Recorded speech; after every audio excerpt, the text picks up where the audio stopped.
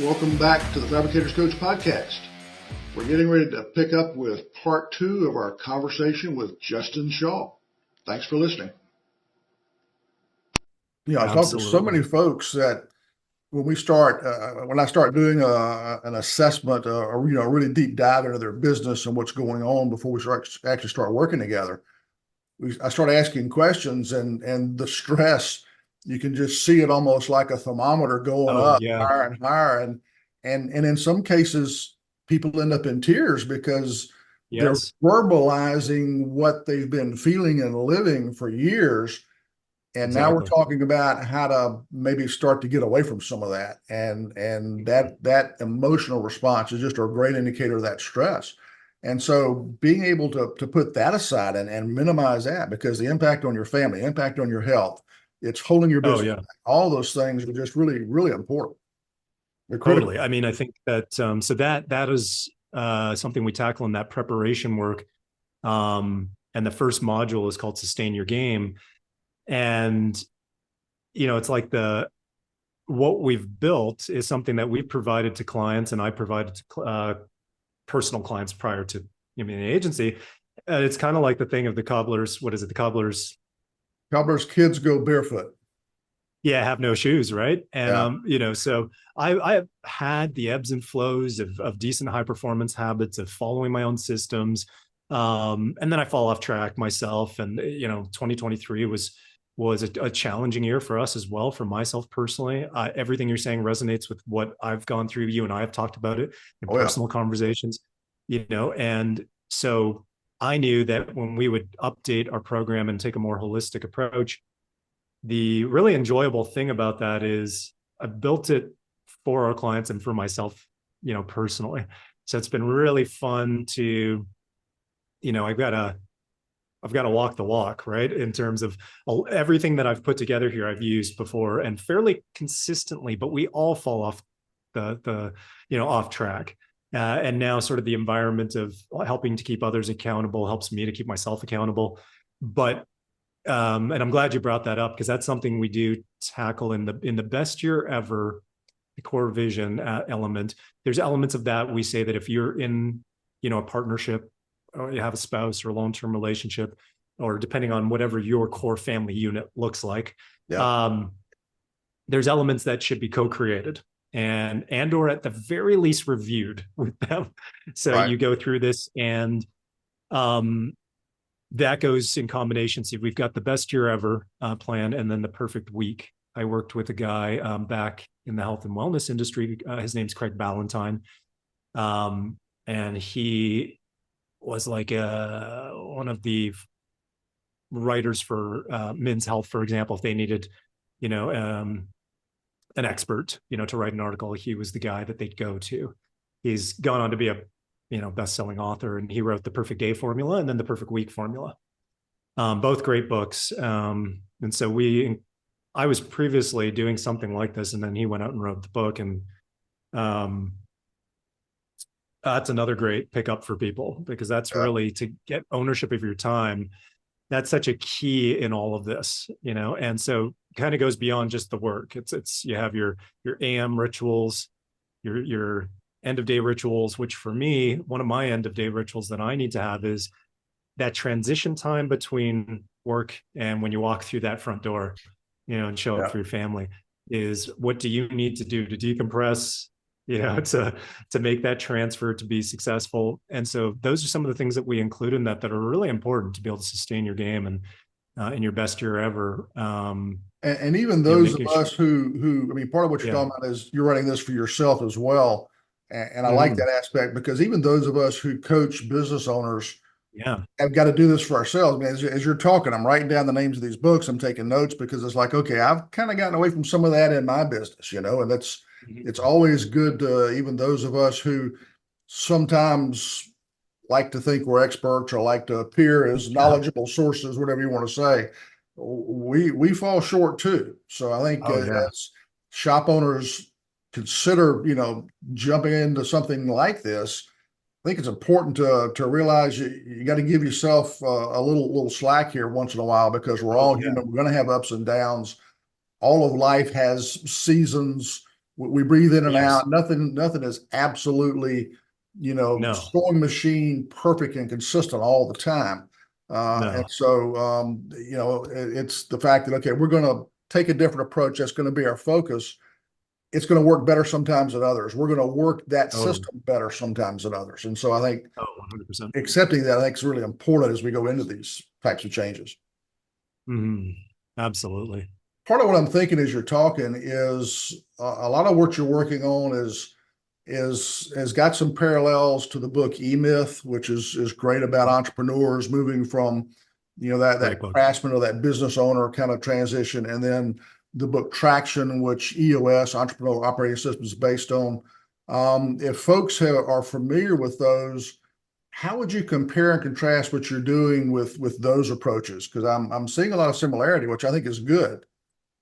Yeah, definitely. I mean, I think that there's a lot of overlap, and I mean, those that go to a stone industry event and either have been exposed to EOS, but a very popular, uh, approach in this industry and many others, Mhm. um, are familiar with that and maybe have gone through it to varying degrees or just being introduced to it. Absolutely. I mean, find what is, speaks to you, that you can see, that you can tangibly, you know, um, implement and adopt certain aspects. Never going to be perfect, right?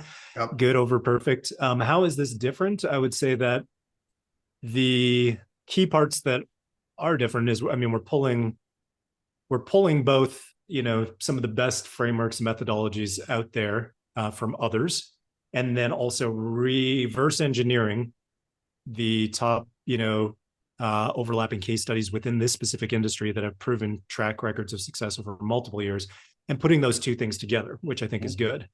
Um, Establishing the foundation, and then what's different is once the foundation is established, we will then, you know, provide access and support to the proven playbooks, campaigns, and turnkey solutions for things like is what people want. They the people that we work with go, okay, yeah, that does make sense. I do want to take a more holistic approach. I do want to, reclaim my time. I do want to get a better, you know, um, relationship with my business, for example. But I do want to grow. We're going to expand. We're going to invest in a new location. We've got to figure out how to generate relationships with builders and general contractors and millwork companies. That's the difference, in terms of a holistic approach, that I've followed personally for many, many years, and I'm very passionate about delivering, and combining that with those systems, playbooks, and solutions to deliver the tangible results of landing, 5 accounts in a quarter, with builders and GCs. And that's sort of the unique aspect of having it all in one, right? Of how all these things tie together. Are you doing, it sounds like your delivery is primarily remote, and then there's also some kind of online self-paced aspect to this as well? Are both of those true? Yes. Okay. Yes. So for the past 3 years, we've done our various programs. We've had our sales engine program, our sales sidekick program, and those have had a combination of us fulfilling everything or helping and supporting where the client is doing certain elements, and or a done with you model. So it's been a combination, and we've run into that constraint of, well, got people in different time zones. Okay, this, certain members of the programs were scheduled to be here for the Wednesday call, but as we all know, things come up in a shop all the time, and then they can't make it. And so we recognize that in order for this to be able to get out there at scale and help as many shops as possible, we needed to make it on demand so they could follow it their own pace when they decide, and when they're designing their week, the best time for them to be able to go through this material and implement is 9 a.m. For somebody else, that's 6 p.m. For somebody else, that's Sunday afternoon on a quiet afternoon. So we have had an academy for 3 years. We've just relaunched it, re-recording that material. And so, yes, it's online. Everything's step by step broken down in modules that, these videos to go through. are, no more than 10 minutes really. So it's all very bite-sized, and everything has an accompanying workbook for the thing that they need to take action on to implement. And we require every shop to have a dedicated, we've labeled it installer. And so if it is a very small shop and they don't have, let's say, a leadership team, then the shop owner needs to at least have somebody that in some cases might be a front desk staff person. That person's going to be the dedicated installer to make sure that the things that are being created see the light of day, get installed in the business, get executed upon, and get revisited. And then, of course, with us helping with accountability and tracking and support. Yeah, that's really what we've created. Kind of like a champion in a project in a way. The person who kind of owns the execution and also has the authority to allocate resources, to say, okay, Bob, I need you to do this week, Sue, and that kind of thing. So part of what I'm thinking, go ahead. Oh, they've been given the green light. Yeah, they need to have a certain amount, even if it is, you don't have a manager. So that, don't have somebody that's going to be what you would generally think of as being your right hand and then your installer, and it's a front desk staff person for now, that they have a certain amount of authority and ownership over outcomes and have the green light to do so. Actually, now as I'm saying that, Ed, that's real, if we want to talk about the difference between those programs, those methodologies are sound. You follow them, they will work. The US model will work. The other books that you've talked about and E-Myth, they do work. And so that's, I think, really the separation, or not separation, the added value and benefit to being able to get to the desired outcome. So we have to figure out how the execution component will come to place, because we've had a lot of clients over the years go through certain aspects of EOS or attend an event, fill out the first part of the workbook, and then it never gets opened again. That's the challenging part. Yeah. And part of what I'm thinking through, that very few people can read a book like E-Myth or Traction, anything like that. Very few people can read something like that and implement it. It's very difficult to do. And then, so that means you need some help with it. If you go to a certified EOS implementer or E-Myth implementer, you're going to spend tens of thousands of dollars, in some cases over $100,000, depending on the size of the organization and some other factors. It can be really expensive. And for the average size shop, and in my mind, the average shop in this industry is about $3 million a year, that kind of expense just isn't even an option. So I would imagine with the way you've got your delivery set up, you've got the best of some self-paced online, which is typically a little more reasonable cost. And you've got some, it sounds like some personal interaction that helps with the coaching aspect. Can you give folks kind of a rough idea of what a cost of something like this looks like? So if they're looking at, say, an EOS type system and the price tag's got them in shock, what does your approach look like? Yeah, that's a good point. I'm glad you pointed that out. It's not that that's not available through EOS to have that part, but the constraint is usually the financial aspect. Yes, definitely. So where we start in our program is in that 90-day. And I think it's best as people contact us pricing wise, because we've got, we'll probably speak to you about having a preferred, rate for your clients. We do have one in place for Countertop Marketing Co. and other partners. But I can say that when we've talked to people, we break it up into 3 installments because it's a 90-day program, and their response is, well, that's a couple of slabs, or that's a slab a month, and then we're not talking about a Calicut Gold slab. We're talking about, Well, the point is, it's much more affordable. I would imagine it's probably affordable. You got a bit of a scale based on size of company that's probably in there, but you're not talking tens of thousands of dollars to do something like what you're talking about, right? No, of course not. Yeah. Okay. So it's definitely more affordable. You got a self-paced component, which I think is great.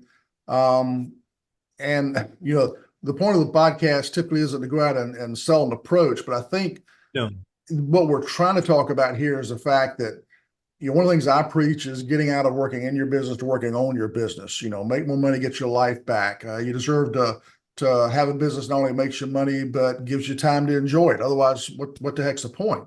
And I think what you're talking about is a really good structure that is affordable. You're addressing a lot of key issues like, okay, how do you carve out those first, that first hour a week to begin to even think about something like this. And you've got some Yeah. mechanisms for that, which I think are really good. And I think the buy back your time by Martell sounds like some of the stuff you've taken out of there really helps folks think about how to do that, which is really helpful. So I think there's some really good elements in here that, whether somebody signs up for your program or reads a book or, signs up for Sure. something else, I think is really important, because one of the challenges I run into with shops a lot is that, the owners are super busy. And I like to tell them all the time, I said, look, I can help you figure out what you need to do, but I can't do your push-ups for you. It's like the football coach. He can tell you what route you need to run and give you feedback on how well or how well you didn't run that wide receiver route, but he ain't gonna go out and run it for you. Yeah. If you're the player, you got to go out and do that. And so the same thing's true for business owners. Is they have to have the desire to execute. It's got to be somewhere they want to go, some reason they want to do this. Sometimes it's avoiding pain. My life is miserable, and I got to get some relief here and still make a living. And then sometimes it's what I talked about in that 6 episode podcast series we just released on getting your business ready for sale. And people think, okay, well, that's something you do when you're getting ready to sell your business. No, that's actually the stuff you're talking about are the things that a shop owner needs to do to make sure when you get ready to sell your business, number one, it's a standalone entity that can be transferred to another owner. And number two, it's got enough value that when you sell it, you're gonna put a big chunk of change in your bank account. Because if you don't do the things we're talking about, then when you go to sell your business, something you think is worth, $1 million, $2 million, $3 million or more to sell might be worth, a few $100,000 at best when you start looking at objectively how businesses are valued. I had that same conversation with a client that you and I both know a year ago, that they were ready to cash out, great people, good business, but they were what I call kind of like the long pole in the tent. You pull that pole out of the middle of the tent, the whole tent collapses, because they were the business. And because they hadn't set things up well enough, no matter how hard I tried to get them to do their push-ups and to execute, what they thought was worth $1 million was worth a couple $100,000. And that's I tell you, the conversations I have with shop owners, that is the most heartbreaking conversation to have. When they're to the point they're ready to get out of the business and they realize, I thought I was going to get $1 million or $2 million, and it's a fraction of that. It's like, holy smokes. And so that's one of the reasons I did the podcast series. And that's where, kind of tying it back to what we're talking about here, these are the kinds of things that business owners need to be doing, if you're not already, to get ready for that end game for your business, whatever that is. It's the Stephen Covey begin with the end in mind kind of thing. If you're not looking at that end game, whatever it is, you got to start that prep today. Even if it's 5, 10, 15 years out, you got to start today. And this is kind of stuff you're talking about is the kind of things you need to be doing. Yeah, totally. I would say that, to your point, you always have the best analogies as well. It really like illustrates a thought, and I always love them. I always bumble them when I think of things, but bumble quotes, bumble analogies.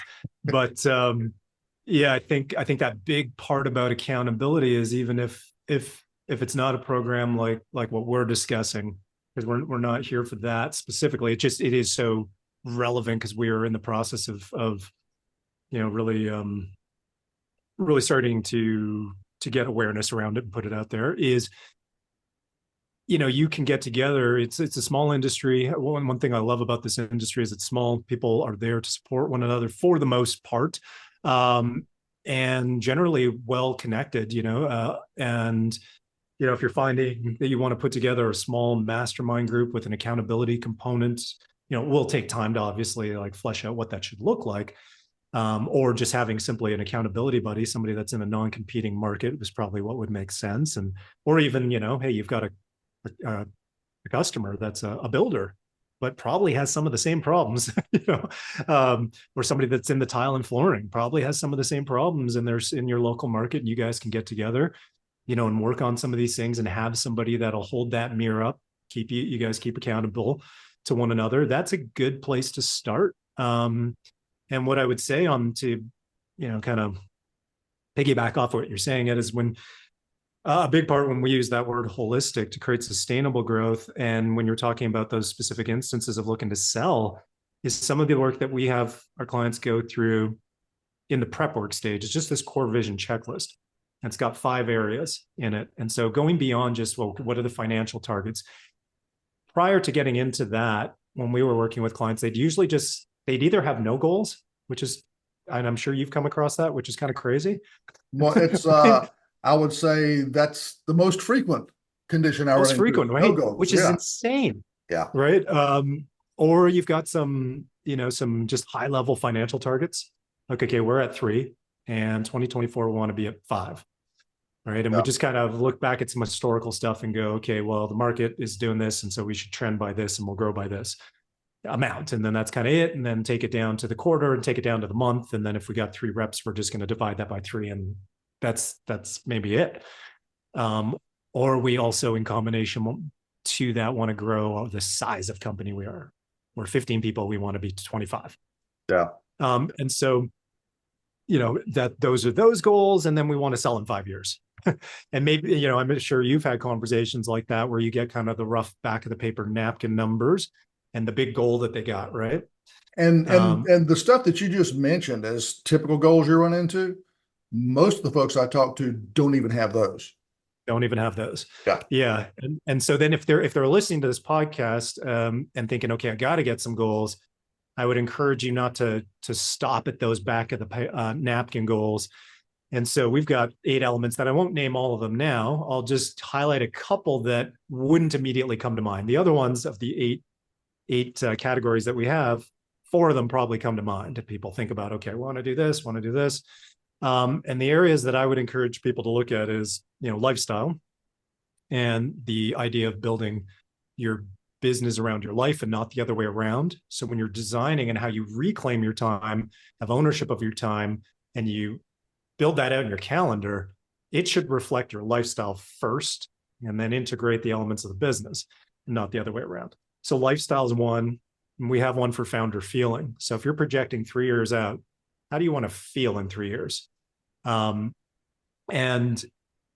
then relationships, but we won't get into that too much. But I think if I just hone in on founder feeling, that's an important one. If you're looking at how do the various goals that we have and the activities that are necessary to be taken to get to that goal, do they relate to long-term happiness? Well, short-term happiness and then long-term happiness.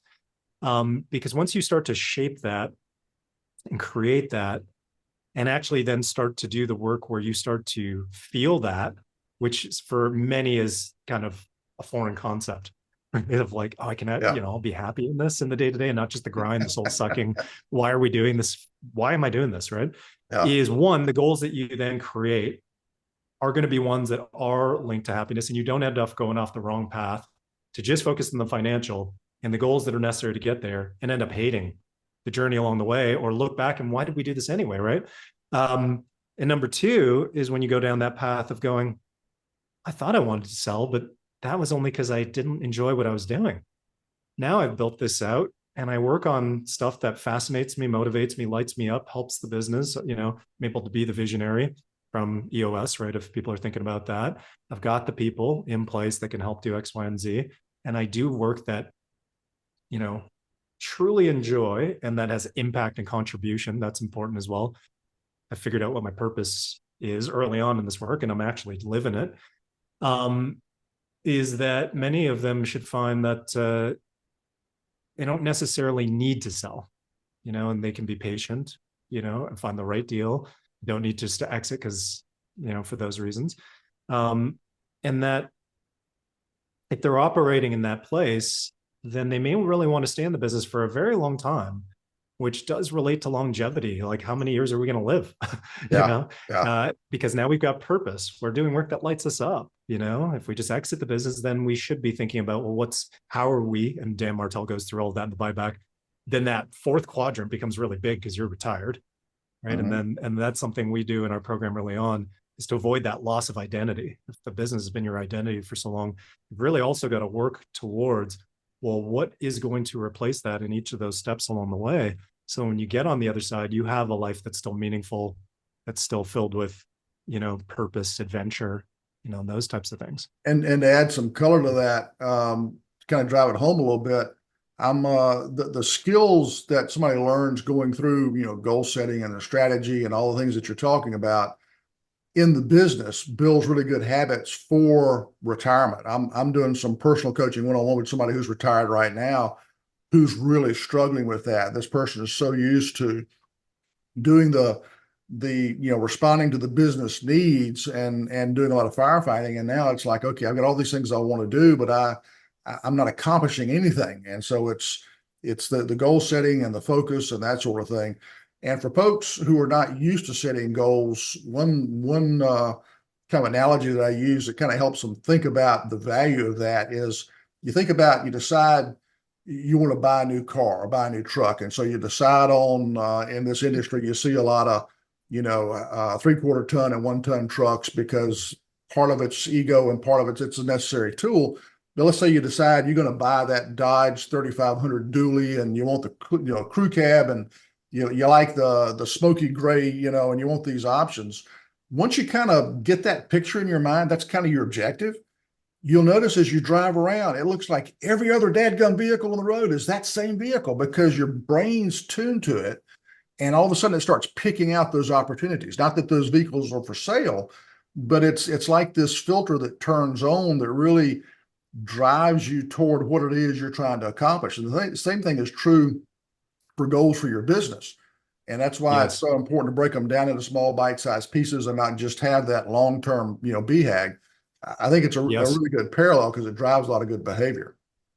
Yeah, I've got one more note that I wouldn't have thought to add, that is in, the stuff that we help take people through, that if we want to have key takeaways here, I would say that this would be one of them.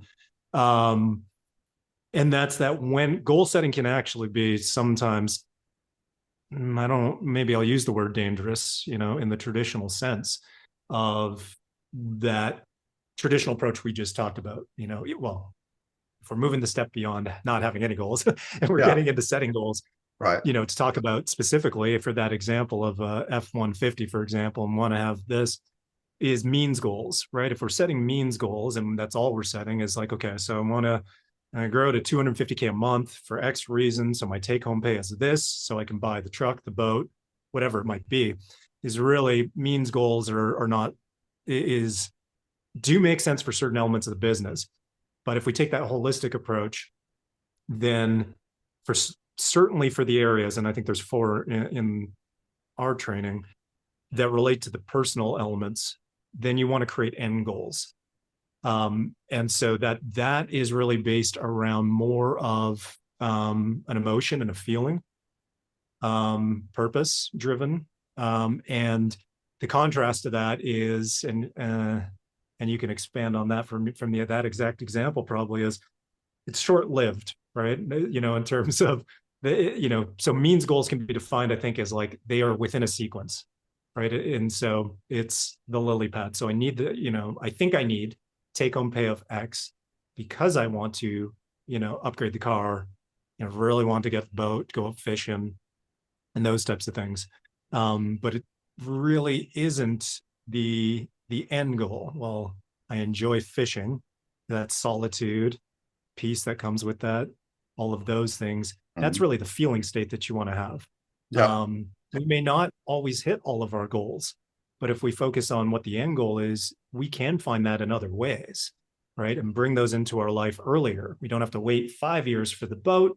We can start to look at what are the other things that give me the same sense of solitude, of tranquility, time away from the business, that type of stuff that's out in nature. You can still gain access to that in other ways. So I just kind of overly simplified that, but end goals over means goals, I think. And for all the macho guys that may be listening to this, it is okay for guys to have feelings and to express them. In fact, there is a real danger if you don't do a certain amount of that. I won't go any further into that. I've got some examples of that too, but yeah, it's, don't be scared of that. To kind of wrap this up, we've covered a lot of really good points. I think it's an approach that is needed not just in this industry or small business, but I've seen it in other small businesses that I've worked with over the years.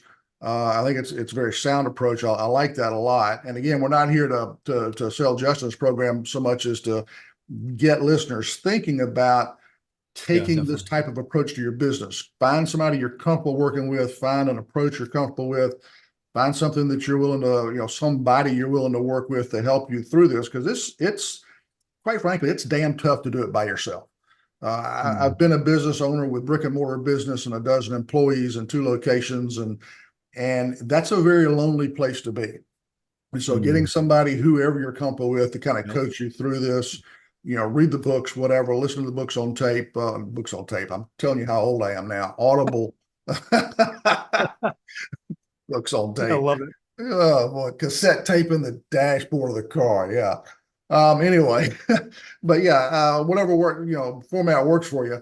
It's really important to be able to improve not just your business, but your life. And it's what you and I both see is, as we work with shop owners, help them improve their businesses, we help them improve their lives. That helps in turn improve the lives of the people who work for them. And that's really the stuff, frankly, that gets me up in the morning, is we're having that kind of impact for people. It's not just about money. It's not just about success. It's really, you use the term holistic, I think is a good term, in that there's a lot of good that comes out of doing this and doing it well.